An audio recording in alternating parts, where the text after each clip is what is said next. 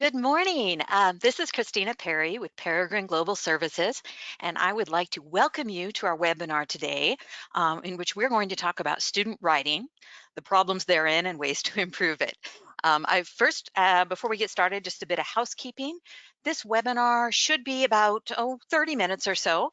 We're going to start off with just a brief introduction to Peregrine if you're not familiar with our company, and then discuss more about the academic writing service, Write and Cite. I want to draw your attention to the handouts we've attached to this webinar. Please feel free to download those if you like. In that little go-to webinar box, there are handouts with a brochure about the Write and Cite service, which explains a little bit more about its structure, topics, and and the cost. And I'm sorry, my phone was ringing there, so I've silenced that. And then also I have a handout with guest registration instructions. Those will allow you to create a free registration for Write and Cite and to try out the content for yourself. So thank you for joining, and we will get started.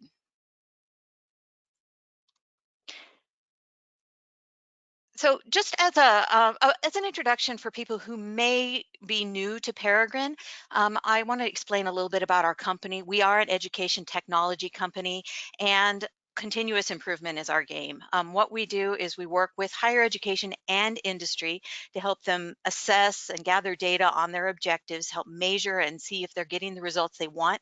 And when they identify gaps or weaknesses, to provide online tools to help mediate that or remedy those differences. So that's what we're doing here with Write and Cite.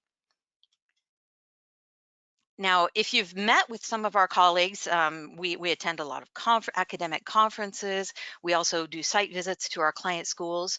Um, we really try to listen to find out the root cause of some of the problems that you're experiencing and work on ways to develop solutions for them. So that's what we've done here with Write and Cite. At many academic conferences, I've come across faculty or program directors that are frustrated with their students' level of writing. They do have ways that they want to teach students to use proper APA format, for example, but they also want students to think more critically about their writing. They want them to understand what plagiarism is and ways to avoid it. And they basically want to spend less of their time teaching and correcting papers and spend more time focusing on the content. This slide here, this shows the entire menu of services that Peregrine provides. Some of the assessment services, which I mentioned, are meant to measure learning outcomes at a program level. But today's talk will focus on Write and Cite, which is an educational support program. And with that, let's get started. Let's get into what is Write and Cite and how might it help your program. Um, Write and Cite is an online writing course that teaches students the concepts and allows them to practice different elements of academic writing. This is appropriate for undergraduate and graduate levels. It explains to students the requirements behind each type of assignment, how they might go about researching it, structuring their paper, and then adhering to the documentation style that you use at your institution. It is available with modules for APA format, MLA or Chicago style. So whichever is your preferred documentation style, those technical elements are included in the course. The purpose of this is, like I said, really to improve your students' writing and set them up for success in their academic career and beyond. This teaches them how to choose credible references, how to really dig deeper into peer-reviewed journals, and how to credit those ideas while building on them and contributing to knowledge. And the end result here is that instructors have quality submissions, and they can spend more of their time focusing on the content rather than correcting writing problems. There is also a component of assurance of learning in using Write and Cite, in that you have the students take a pre-test and post-test in the course, which sets a baseline for their understanding of academic writing, and then tests them on those concepts to make sure that they understand how those are put into place for their assignments. if this is something that might be interesting to you, and we'll get into the details here in a little bit, but there are a lot of different ways that Write and Cite can be used, including as an assignment for your entire class. This could be something as a prerequisite before entering a program to make sure students understand writing concepts, or sometimes used as remediation for students who may struggle or need a little extra help with their writing. So, okay, now let's get into the course, what it looks like. Like I said, I'll try to keep this relatively concise, and then if we have any questions at the end, just feel free to type them in the chat bar. So as we get started, the course itself, Right Inside, has 8 modules. Each module will take the student, approximately an hour to get through. And then there are interactive questions at the end of each. And at the end of the entire 8 modules, they'll have a post-test based on the entire course with 50 questions taken from different sections. The first module is entitled, What is Academic Writing? And the lessons in this module focus on 2 types of bad academic writing. First, the student who just really struggles to make a cohesive argument, isn't supporting his statements, may just have trouble with the mechanics of writing. But then secondly, it talks about bad academic writing, which is one that I was guilty of in college. I'll just tell you a quick story. When I was a young undergrad, I thought myself an excellent writer, and would submit papers that would dazzle the professor with my academic vocabulary. They might not have been very clear or made points, but I remember turning in my first assignment for an honors class, a big research paper, and getting it back with a C. And I was devastated because I was using language that no one else in the room would have understood. It was very academic, but as this section explains, that good academic writing isn't meant to impress your reader. It is meant to clearly explain something in a logical way. So this module focuses a lot on using that proper word choice and idea development and arriving logically at a conclusion. The second module talks about different assignments that a student might face in their academic career. So the end result here of research papers, theses, and dissertations are going to be a little bit more formal. But this module also talks about what is expected for discussion posts, or in a case study. What does the literature review look like? What are the expectations for discussion posts? It talks about giving your idea on the subject at hand, backing it up with literature, and opening a new area for discussion, and then how to cite those, and really letting students know that there are expectations for even these less formal assignments. Module 3 for literature sources in academic writing. This area teaches students where to look for information to support their ideas. And, a lot of students now are using the internet for most of their research, and rightfully so, but they need to be able to really parse what the bias might be behind a website, where that information is coming from, if there's an agenda behind it. They need to question the credibility, and then be able to cite different sources, whether that be peer-reviewed journals, or popular periodicals, or websites in general, blogs. There are different ways to use different reference materials. And then the fourth section, this is the last one before we get into the technical side of things. The fourth is really writing the paper, about structuring your paper, taking a rubric and using it as your roadmap to plan the layout, and having everything flow from your opening statement, which points the reader toward the conclusion, and then the body of the paper that builds on each argument, and also making sure that you're using the proper vocabulary that conveys your point, and leads to greater understanding. Okay, thank you for bearing with me. I'll catch my breath for a minute. The modules 5, 6, and 7, these are the ones that I was speaking about that are specific to your school's documentation style. So, in the business schools, a lot of the standard tends to be APA. That's probably our most popular version here. But if your school uses MLA or Chicago style, then the format requirements would be adapted to those styles. The fifth one is really overall style. So for APA, this is going to talk about our title page and our abstract. It'll also talk about how to use the headings, how to use numbers and series and margins and that type of thing. Just the bare bones of the assignment. For Module 6, we're talking about citations and referencing the sources that you need to credit in your paper. It also mentions that when a student needs to cite another author, we teach them the difference between summarizing an author's idea, paraphrasing, or direct quotation, but that crediting the original source of the idea is imperative, and no matter how you're using that information. If you're taking someone else's ideas, you need to credit it. And so this teaches students how to do both parenthetical and in-text citation and give credit to those ideas that they borrow. Module 7 is the bibliography. This is the reference list for APA, but this really gives the student the information they need to give full bibliographic credit to the original sources so that the reader can dig a little deeper if they want to find more about the topic. And this goes over the format requirements of what needs to be included and how those need to be presented for a professional paper. Now, the last module, and this is the last one before the student takes a post-test, this talks about proofreading your paper, and not just proofreading for errors, but looking at it through new eyes and perhaps seeking feedback from different sources, making sure that it's logical to someone who is familiar with the topic, but also someone who is not. And talks about that the worst time to get feedback on your paper is when most students get it, is after they've already submitted it. That's when they get their professor's feedback. Looking for those suggestions and changes before you submit it is really the final step to creating that polished professional submission.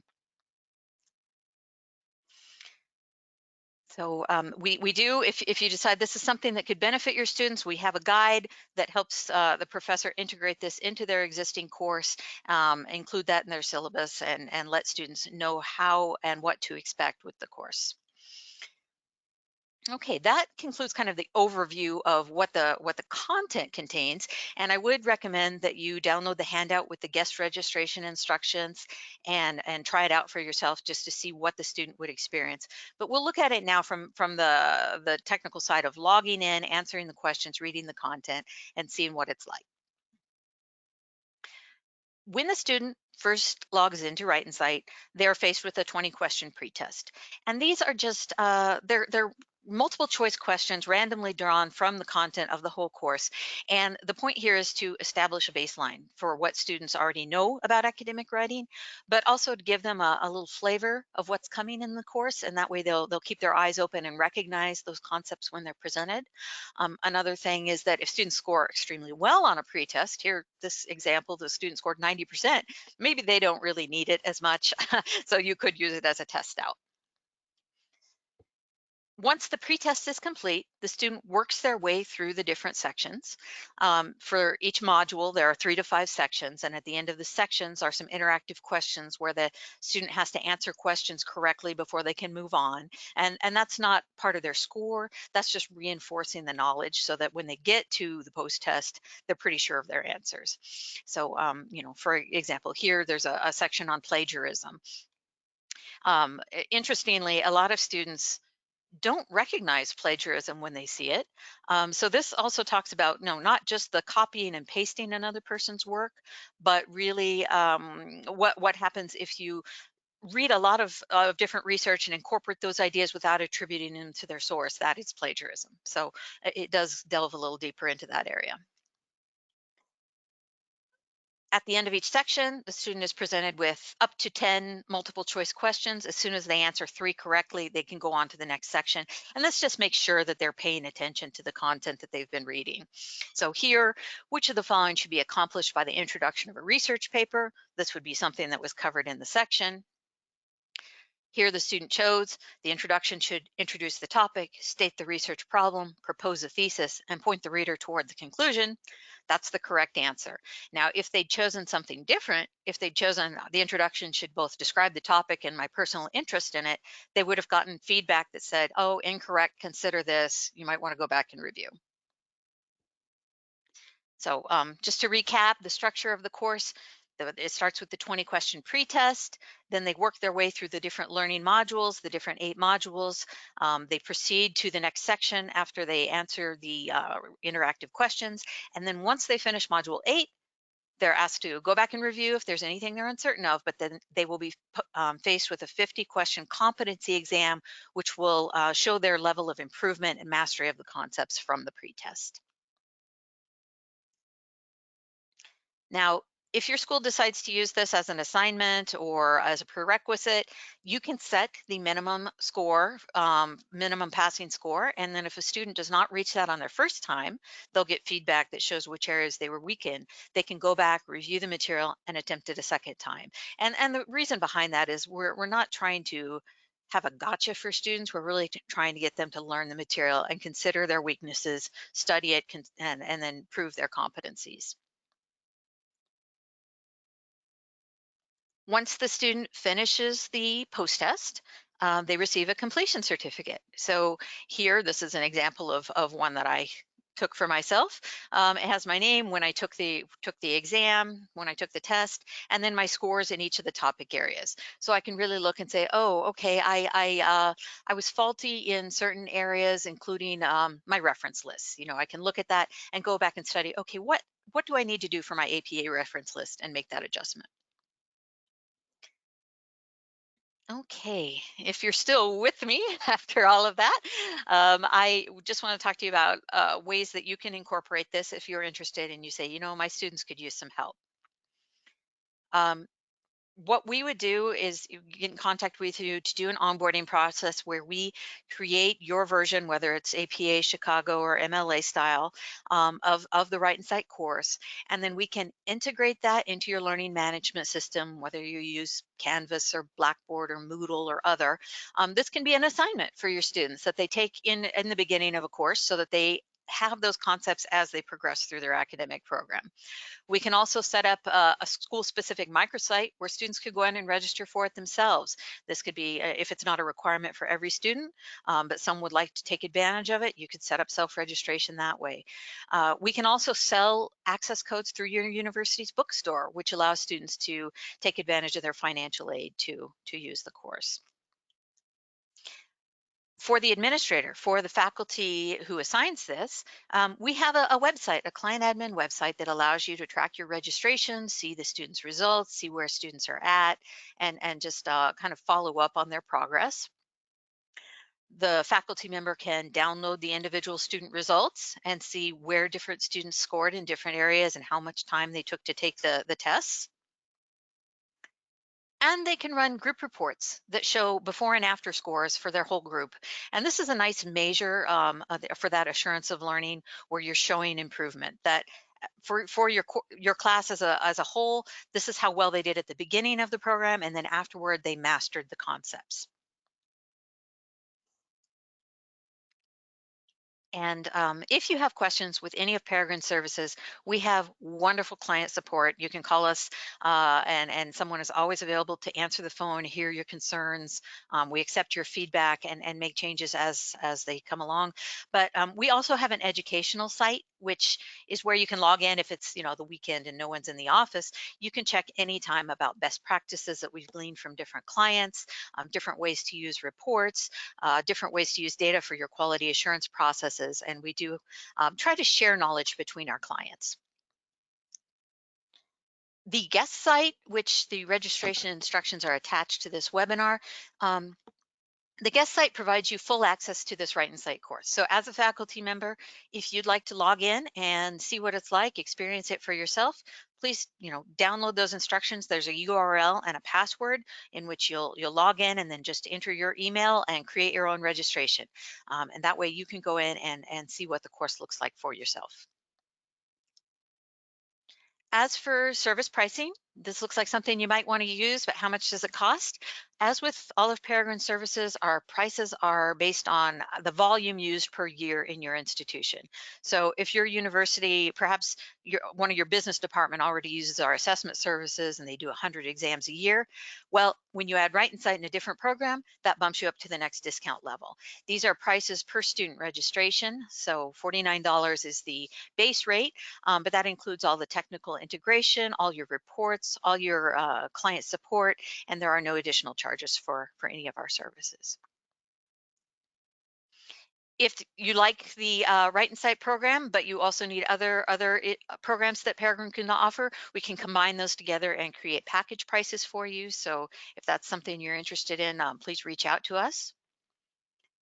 And then I'll just close now and take some questions. This is our contact information. If you have any questions about Write and Cite, or if you want to get back to us after you use those guest registration instructions to try the service, follow up anytime. There's someone to answer the phone and speak to you. We are very serious about our client service and getting back to you as soon as possible. So I'm just looking at the chat bar and questions. I don't see any questions, but I'll pause for a minute just in case anyone has something they'd like to ask. And I have recorded this webinar and we'll make the link available after the session. So if you didn't have time to review everything, you can go back and see it at your leisure.